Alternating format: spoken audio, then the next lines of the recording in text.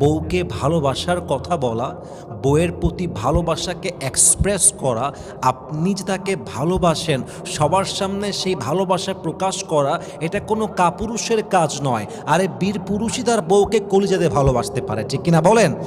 মাথায় রাখবেন, পরনারীতে আসক্ত হয় কাপুরুষ চরিত্রহীন, আর বউ পাগল কিন্তু একমাত্র চরিত্রবান স্বামী হতে পারে। বউ পাগল একজন চরিত্রবান পুরুষই হতে পারে।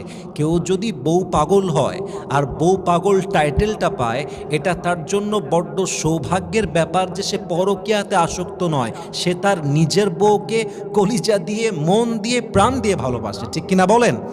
এজন্য please be romantic with your wife.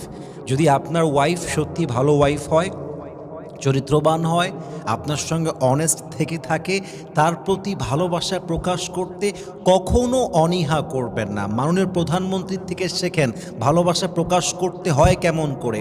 উনি যে প্রকাশ করেছেন, that is really amazingly appreciated.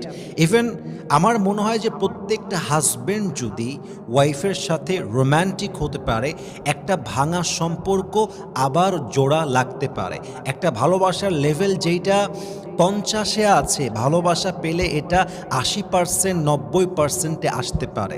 মাঝে মাঝে আপনার ওয়াইফকে আপনি শক্ত করে বুকের সঙ্গে জড়িয়ে ধরবেন আর বলবেন, জান, তোমাকে যখন জড়িয়ে ধরি আমার এটা ফিল হয় যে পৃথিবীর কোথাও আমি সেই শান্তি খুঁজে পাই না যা তোমাকে জড়িয়ে ধরলে আমি খুঁজে পাই।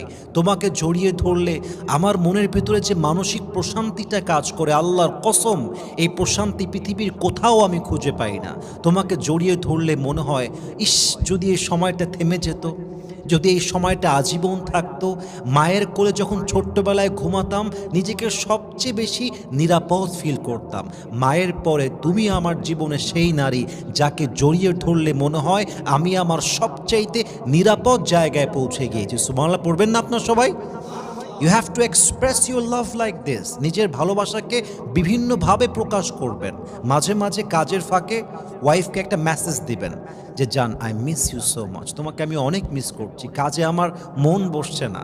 আমি যে বিদেশে আসছি, অফিসে আসছি, কাজে আসছি, যদি কাজ ছাড়া পেট চলতো, সংসার চলতো, কারেন্টের বিল দেওয়া যেত, টাকা আসতো, আল্লাহর এবাদত করার পরে আমার জীবনের সবচেয়ে গুরুত্বপূর্ণ কাজ হতো তোমাকে পুরো সময়টা দিয়ে দেওয়া, ঠিক কিনা বলেন? আমি তোমাকে অনেক মিস করছি, আমার কাজে মন বসছে না তুমি ছাড়া। তো এই যে কথাগুলো, এই যে ভালোবাসাগুলো, এটা আপনার ওয়াইফের হৃদয়ে হাজার গুণ ভালোবাসা বাড়ায় দিবে, এবং ভালোবাসা দিবে একজন, তিনি কে?